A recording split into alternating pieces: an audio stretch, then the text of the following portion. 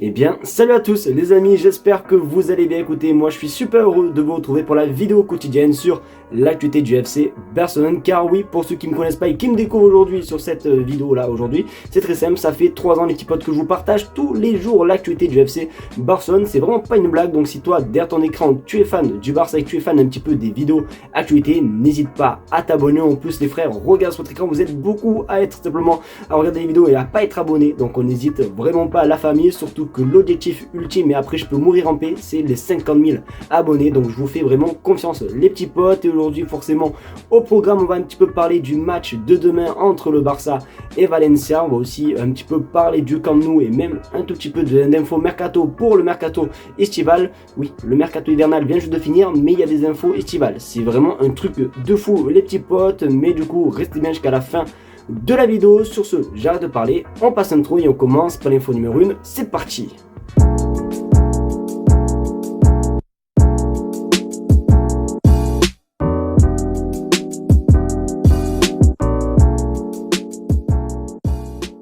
Pour les abonnés fidèles, vous le savez que généralement quand on a des infos sur le Camp Nou, on commence simplement par ces infos-là. Et on va pas trahir la tradition car on va parler tout simplement du Camp Nou. Pour ceux qui ne savent pas, à part si vous vivez dans une grotte, vous le savez, le Camp Nou est actuellement en rénovation et du coup nous on aime bien quand il y a des nouvelles images par jour, etc. Et ça fait quand même assez longtemps qu'on n'avait pas trop eu d'images par rapport aux avancées des travaux, etc.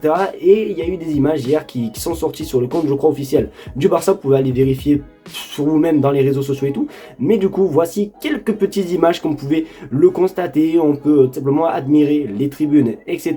Et d'ailleurs, les petits potes, pour ceux qui ne le savent pas, normalement le Camp Nou devrait être disponible en mai et devrait ressembler à ça. Donc c'est un petit peu loin. Après il reste quand même il reste que 3 mois je crois. Ouais, il reste 3 mois avant simplement la réouverture officielle du Camp Nou, sachant que dès son réouverture il y aura je crois que 60% de capacité qui sera ouverte, c'est-à-dire à peu près 60 000 places. Donc voilà, donc ça fait plaisir de voir des petites images comme ça, d'avancer, etc. N'hésitez pas vous à me dire ce que vous pensez les gars dans les commentaires concernant ces photos, mais ça fait toujours autant plaisir de voir petit à petit notre Camp Nou redevenir ce qu'il était avant.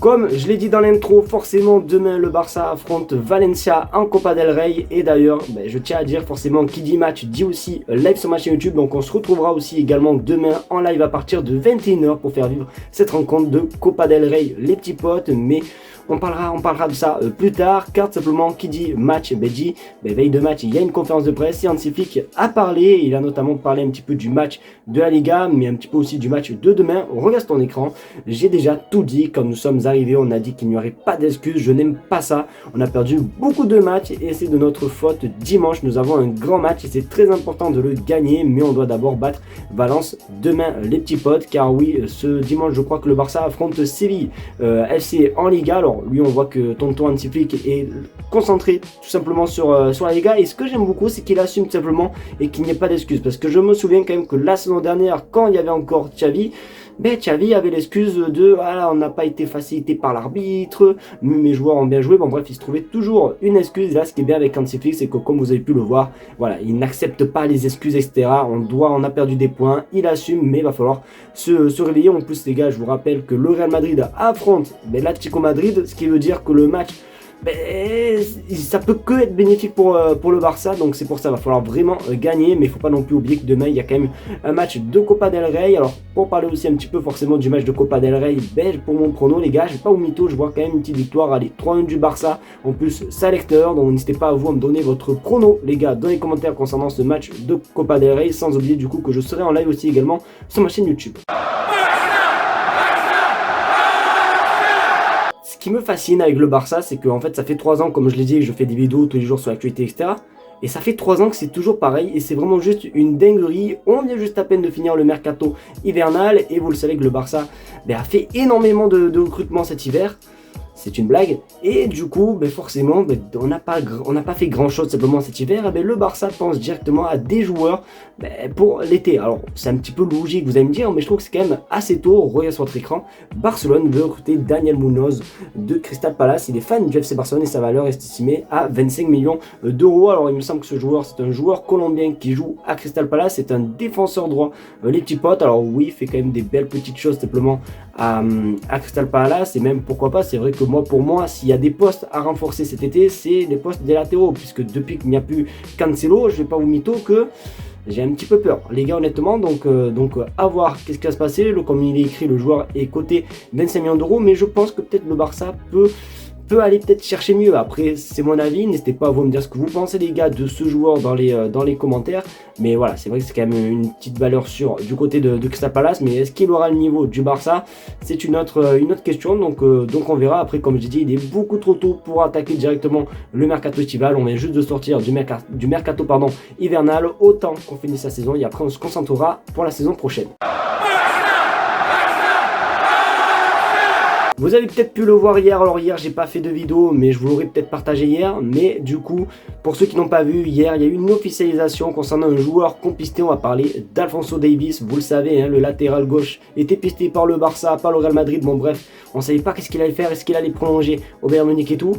Malheureusement c'est ce qui s'est passé. On regarde ton écran, officiel, Alphonso Davies, 24 ans, signe un nouveau contrat avec le Bayern Munich jusqu'en 2030. Et en plus les gars, pour ceux qui n'ont pas vu la vidéo, il a quand même annoncé en faisant un rap, ce mec il est pas que fort au foot, il est fort aussi au rap. Alors malheureusement je peux pas vous montrer tout simplement la vidéo pour des droits d'auteur, vous connaissez, mais en tout cas vous pouvez quand même les retrouver sur les réseaux sociaux, je crois, du Bayern Munich et tout. Donc voilà, en tout cas fin de suspense. En plus j'ai fait énormément de vidéos sur ce cas là puisque ça parlait beaucoup, Barça, Real, patati patata, est-ce où il va aller Alphonso Davies? Voilà, du coup il nous a mis une petite clim, il reste bel et bien au Bayern de Munich. Donc là maintenant la question qu'on peut se poser, surtout moi, mais je trouve que le côté le plus critique c'est le côté gauche en tant qu'arrière gauche, puisque là actuellement on a Alejandro Balde, c'est cool, youpi, bah moi c'est tout.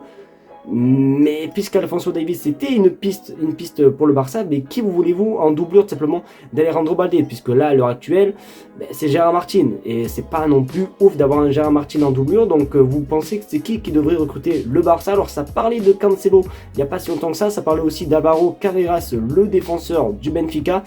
Mais je sais pas, honnêtement je sais pas du tout qu'est-ce qui va se passer. Mais voilà, en tout cas la piste Alphonso Davies est désormais morte.